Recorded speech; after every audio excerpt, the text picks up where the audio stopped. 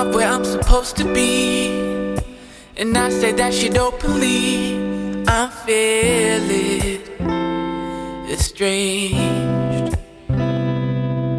Hi everyone, my name is Mashanta and welcome to my YouTube channel. In today's video, I'm doing my standard monthly resets wherein we review the goals of the previous month, take stock of how we've done and set forth goals for the next month. This video is basically in two parts. I will first go through all the goals that I had for myself in August and talk about how I did, what my thoughts were, what my reflections are, and of course move on to setting up goals for the next month. I hope you'll find this useful. By the way, before getting into the details of the video, apologies in advance if the video quality seems a little subpar. My camera's been sent for repairs and so I'm making do with the tech that I have. Let's quickly get into August. If this is your first time here to one of my goal setting videos, I basically have goals that I've structured across 5 main dimensions of life, which is basically health, professional, personal, relationships, financial, and 6 dimensions and admin as well. Some of these goals are pretty much constant, for example, my relationship and financial ones, whereas others kind of change month by month. So what I do in these monthly resets is I set these goals at the end of every month, at the beginning of the next month. I go through how I've performed vis-a-vis these goals and of course set up goals for the next month as well. I hope that's clear. So very quickly going through the goals that I had for August. First was health goals. So one of the major output metrics that I had was to get my eczema / psoriasis under control. Now that required following a gluten-free and a dairy-free diet. I think I've done better than what I usually do, or probably my best performing month last month, in the sense that I tracked very well. I had gluten on 6 days last month and on purely just dairy on 3 days. So basically 9 whole days where I did not follow the diet last month, which is roughly 1/3 of the month. So definitely not close to the ideal of 95/5, the split that I had in mind. One realization is, of course, during my period, that time of the month, it's really difficult for me to follow. Cravings kick in and I pretty much follow my cravings. Yeah, that's something I just need to start working with and instead of working against. Okay, my workout goal was to work out at least 22 out of 31 days of the month, and I was very close. I worked out 17 out of 31 days, and which pretty much translates to working out almost every alternate day, which is, I think, the best month for me so far. I also had an ambitious steps target of doing 7,500 steps per day in August. Now that was way too ambitious for me. I ended August with 3,361 steps per day, which is still better than what it was in May and July. In July, it was only 1,500 steps. In June, it was 2,400, and in May, it was 2,500. So better than the previous months for sure, but far lesser than what it needs to be, clearly. And so this is something for me to keep in mind. 2 things. One is I need to actively figure out steps in the day. And number 2, I can't be over ambitious and say I need 7.5 or 10,000 steps. I need to be a bit more realistic in this goal. The third one is about tracking measurements, which I was in 2 minds about, but I did track my first set of measurements. So I kickstarted a project 75 Hard on August 24th, which is basically 75 continuous days of following health protocols. I am planning an entire video series around this, so I won't go into too much detail about it. But because I started 75 Hard in the last week of August, I do think ever since I started, it really helped me make up for any sort of non-compliance in the rest of the month, because it gave me like 8 whole days in August to really follow this to the T. Journal and reflect. Yes, I was doing this regularly because it is one of my protocols in 75 Hard. In 75 Hard, if I miss a protocol on any day, then I kind of miss the streak and I have to start the counter, the timer starts from the day I miss it. So it basically does not allow for any missing. We had homeo medicines, which I've been taking for my psoriasis, which I've been doing every day. I don't even know if this needs to be in a goal anymore because it's pretty much become a habit for me. I don't even have to try to take my homeo meds. And supplements. Supplements, again, is something I really struggle to follow and take regularly until I started 75 Hard. And ever since I started 75 Hard, I've been doing it every day. So I pretty much had supplements on 8 days in August.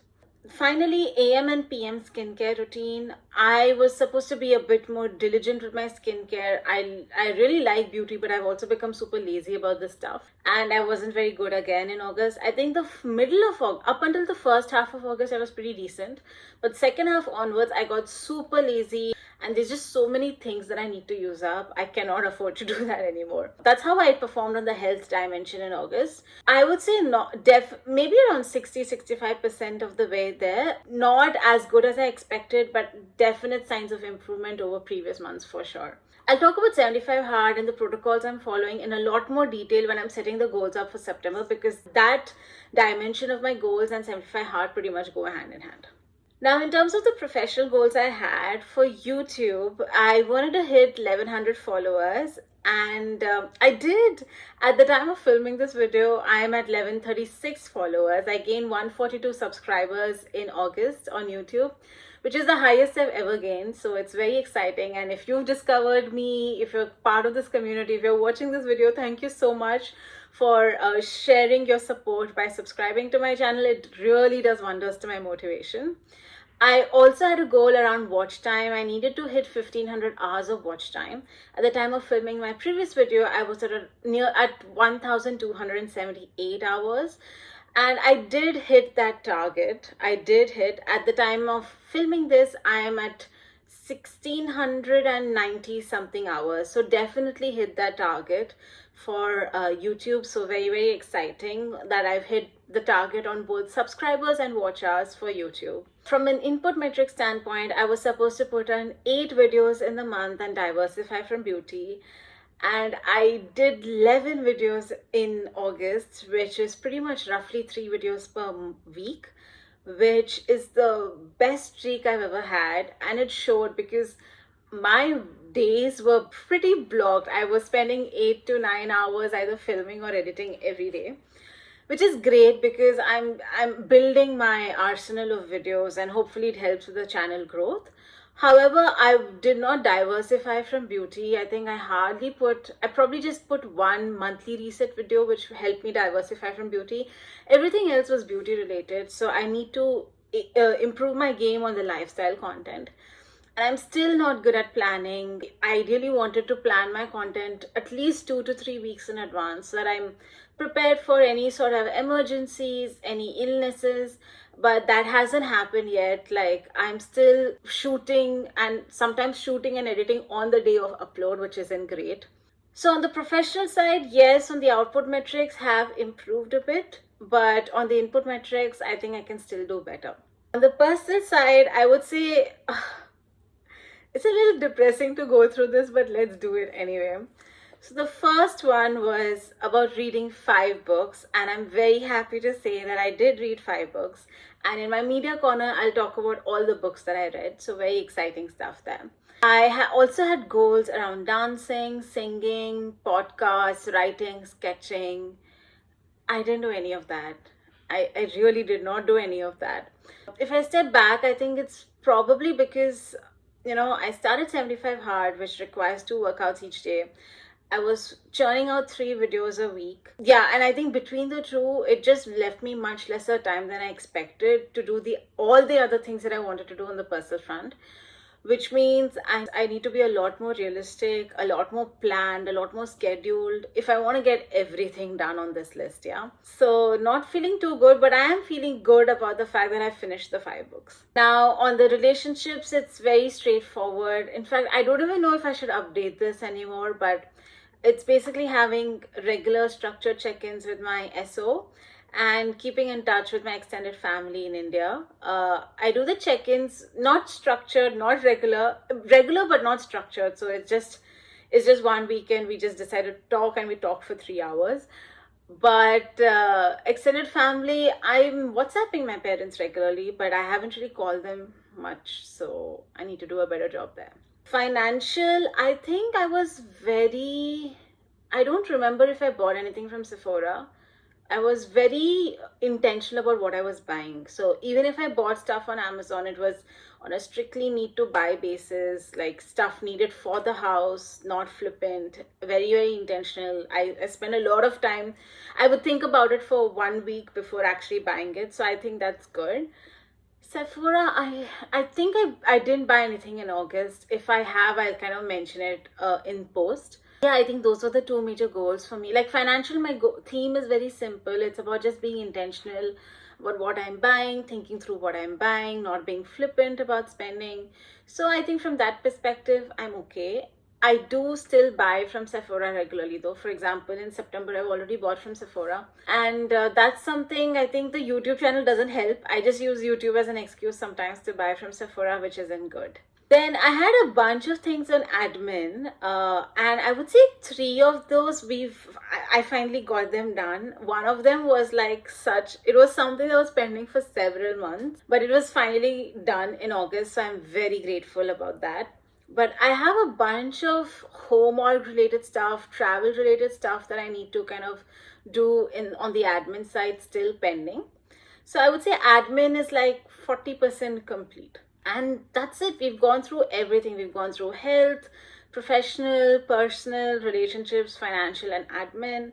Now, on to some of my August favorites, and these are across categories. First up, on K dramas, I am rewatching what I think is one of the best Korean movie dramas created, and this is Mr. Sunshine. I'm rewatching it because I finally convinced my husband to watch it, and he's also, I wouldn't say hooked into it, but he's invested in the story. He does think it's a piece of well-made entertainment. There just too many characters for him to keep up, so I'm pretty much his translator. So whenever he's watching it, he pauses it and asks me to kind of explain stuff. And I've been having a lot of fun rewatching Mr. Sunshine.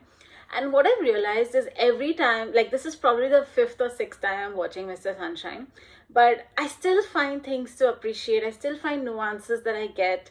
I mean, it just goes to show what a brilliant, brilliant piece of work that drama is. So if you haven't watched Mr. Sunshine yet, whether or not you're into K-dramas, I think highly recommend. It's basically a historical set in late 1800s, early 1900s Korea.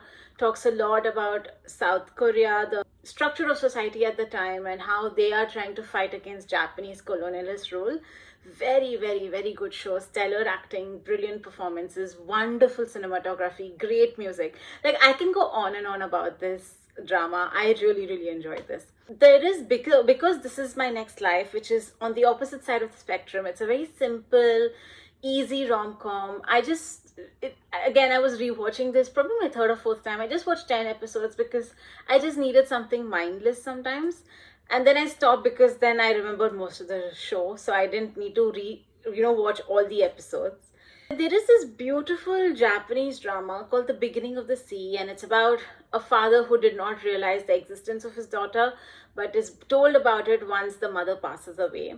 Stars Ren Meguro, who also starred in the live adaptation of As Long as We Both Shall Live and Trillionaire Game. I think he's a really great actor, and this was a very mature, very sweet drama. I cried a lot, and every episode I was crying. A bit of an unbelievable premise, but it was just interesting to watch. I stopped watching it because I thought it was very slow, and it was also sad, so I didn't want to feel that way. But it is a really good watch if you are in the mental headspace to enjoy something sad and nuanced and super slow, then you would enjoy it.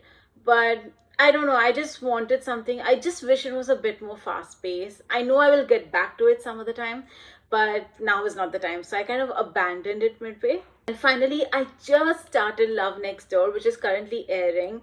It has Jung So Min and Jung Hae-in, and both they are acting so well. It's again a rom-com.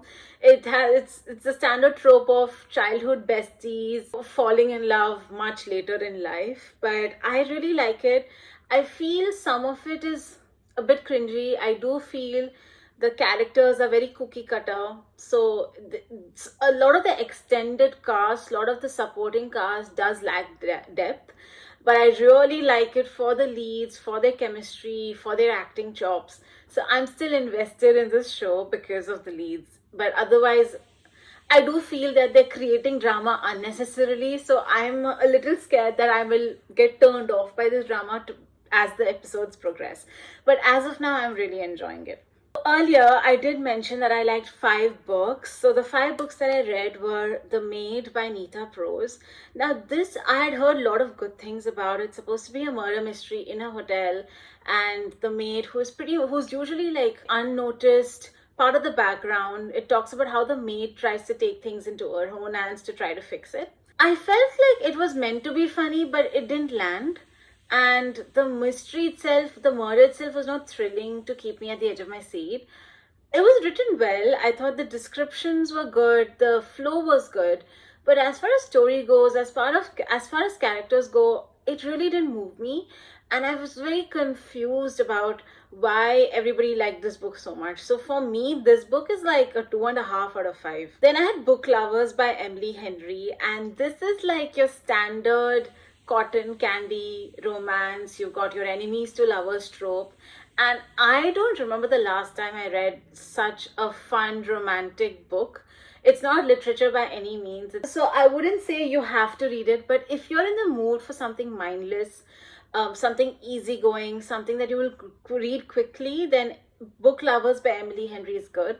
It also deals with the world of publishing and books, which is always a favorite world of mine. So, but I enjoyed it. I would say this is a good 3. Like, it's better than mid, so maybe 3.25 on 5. And the third book that I read was Ultra Processed People by Chris Van Tulleken. It's a non-fiction work examining how the food processing industry has evolved, and it's less more about the history about the food processing industry, but more about what goes in our food and how that food is designed. Bottom line, food is a capitalist output. So all the food, the processed food that you see, that you buy, that you're introduced to, is designed with a specific purpose to get people to eat more of it, to get addicted to it, and to keep wanting more of it, and to keep spending more money on it. And honestly, I think this is one of the most powerful books I've read, because and it also took me a long time to read, because it's not a long big book. It's like 350 pages, but every 20 pages, because the descriptions of the food that I love and that I eat regularly are so graphic, I had to pause and like puke it out, like, because I could not believe the kind of, for lack of better word, shit that they put into our food. So it really turns you off food. A word of caution when you read this book: if you read it carefully, understand everything, read up more, you will be completely turned off processed food. Like, after this, I'm scared of department stores, I'm scared of processed food, I'm scared of traveling, because how will I get good food? I'm scared of restaurants, except for the few that I trust and I know that I've eaten and nothing has happened to me. Like, I'm scared of so much. So therefore, it's kind of altered my relationship with food, like, in a really strange manner. I hope it is long lasting, but I do know that every next time I ever have the temptation for food, I'll just read this book to kind of stop me. But very, very powerful book, a very important book. If you haven't read it, I highly recommend you do. Then the fourth book is The Beetle Nut Mystery by Obadiah Yu. It's a murder mystery set in 1930s colonial Singapore. It was well written. I would say less interesting for the plot or the murder. 3/4 of the book, and I kind of figured out who the culprit was. But more around the characters. The characters were richly written. The setting was great. I was also constantly angered, and yeah, the right word is angered, by the racism and display in 1930s Singapore, right? So I think Ovidia Yu brings that world to life very richly, and I really enjoyed this book. If you like murder mysteries, I think you will like this one. It's just a very different setting, and I am excited to read more from this author. And finally, I ended it with Days at the Morisaki Bookshop by Satoshi Yagisawa. This was, I think, Japanese books have aced the game of packing a lot in a really small volume. This is literally 150 pages, but so sweet, so simple, literally a slice of life, heartwarming a book. I wouldn't say it's a must read, but if you're in the mood for something cozy, something feel good, something that's relatable, then this is the book for you. Those were the books that I read. My God, I still have a lot to go through, so please be patient. So on YouTube, I do spend a lot of my time consuming YouTube for research purposes. So I just thought this is an interesting category to have. I've been enjoying a lot of commentary videos on YouTube. So I really like Shauna Ripari for her commentary on overconsumption and how social media is fueling that capitalist whirlpool.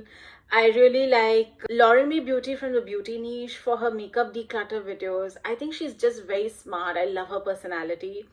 And from a lifestyle standpoint, I love Jesui Liu and Alana Davison. Jesui Liu talks a lot more about luxury. So while it's not very relatable, I think her work is very beautiful. So I just enjoy watching her stuff. Tamara, again, luxury. Her life seems like a fairy tale, but I don't know, her personality seems very relatable. So I do enjoy her work and her videos.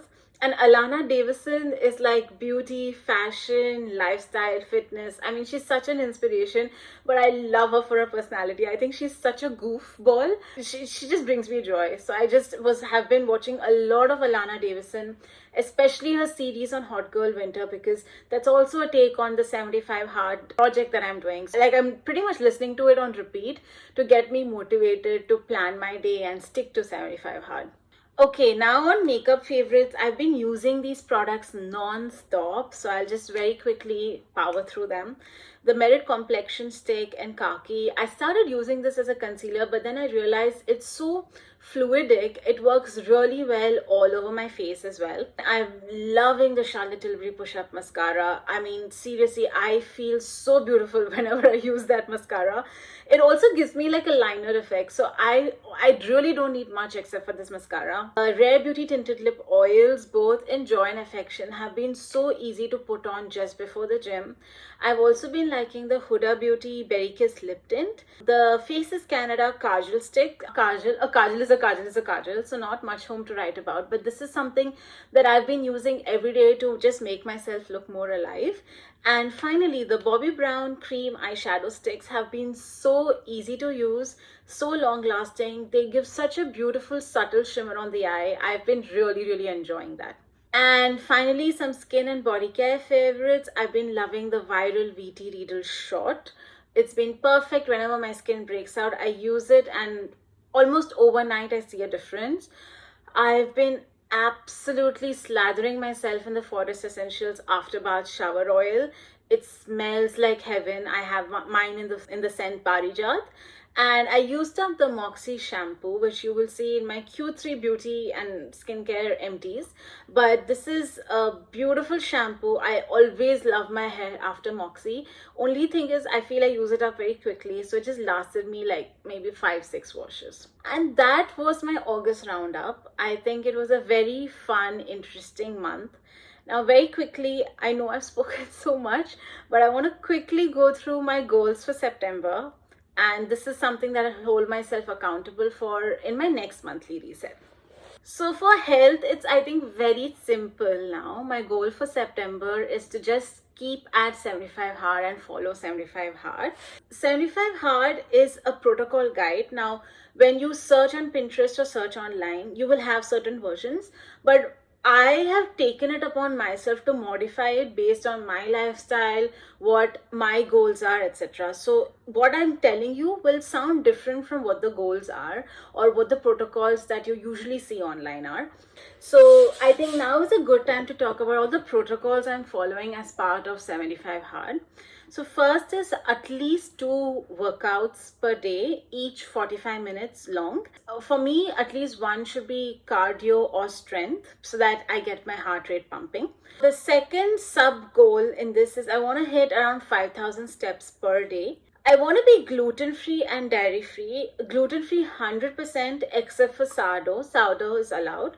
And I want to be dairy-free around 85 to 15%. So 85% dairy free, 15% I'm allowed. Now this is because a couple of the Indian preparations that I need, like dosa, dhokla, etc., which I know I cannot stay without them for 75 days. They do have a bit of yogurt in the prep. I need to have ghee. I'm a bit fluid about my dairy free definition, but gluten free I'm very strict about. I need to read a minimum of 30 minutes per day, journal every day, homeo meds every day, and supplements every day. In terms of track measurements, I planning to track it every 3 weeks to see if there's any progress. And of course, along with these protocols, I take a progress picture each day. On the professional side, for social media, on YouTube, I want to hit around 1300 subscribers. I hope I can do it. Let's see. And in terms of watch time, I want to hit 2100 hours of watch time. I'm currently at 1690 hours. It's going to be slightly ambitious compared to the previous month, but if I stick to my upload goals, I'm regular with my shorts and my long form video, I think I should be able to do it. Again, from the input side, I want to diversify from beauty. I want to do at least 10 to 12 videos in the month, and I want to plan at least 2 weeks in advance. So I'm not, like I said, just to take care of any emergencies or illnesses. On the personal side, I want to read 7 books. I think if I'm reading 30 minutes each day, I should be able to do this goal, but let's see. I don't want to be too over ambitious, but 7 books is the goal. I want to sing at least 3 times this month. I want to write 4 times this month. I did write once. I just realized I wrote once in August. I just didn't publish it because I was second guessing myself, but I did spend like 1 hour writing. I want to sketch at least 2 times, and I want to do at least 1 class on Skillshare. I signed up for Skillshare in July, and August has been so busy getting back into routine that I haven't really gone back to Skillshare, and I don't want to lose out on any more months on that membership. My relationship goals stay the same: structured regular check-ins with my SO and staying in touch with my extended family. Financial, more or less the theme is same: intentional, non-flippant, considered purchases that give me joy. Experiences over material things always. Admin, home, one was getting my camera fixed. That's like the bane of my existence right now. Second, I do have my home stuff that needs to get done. My wardrobe is a mess. My spare room is a mess. We're pretty much using it as a storage room, but I think we can be a lot more organized and efficient about that space. And so a lot of home stuff that I need to get done. Let me know if that's the kind of thing that you'd be interested to see a video on. Creating a video out of it is the kind of motivation I need. I don't know. And I think those are my goals for September. Wow, that went very quickly. I thought I would have to speak a lot more about September. But that is the end of today's monthly reset. I know I've spoken a lot, but I hope you found this interesting, useful. If you've got goals for September, please let me know in the comments below. Let's cheer each other on. Let's be productive. Let's be efficient. And I will see you again next month to check in about how September went for me. Till then, I hope you have a good rest of the month. Wherever you're watching this, I'll see you around. Bye.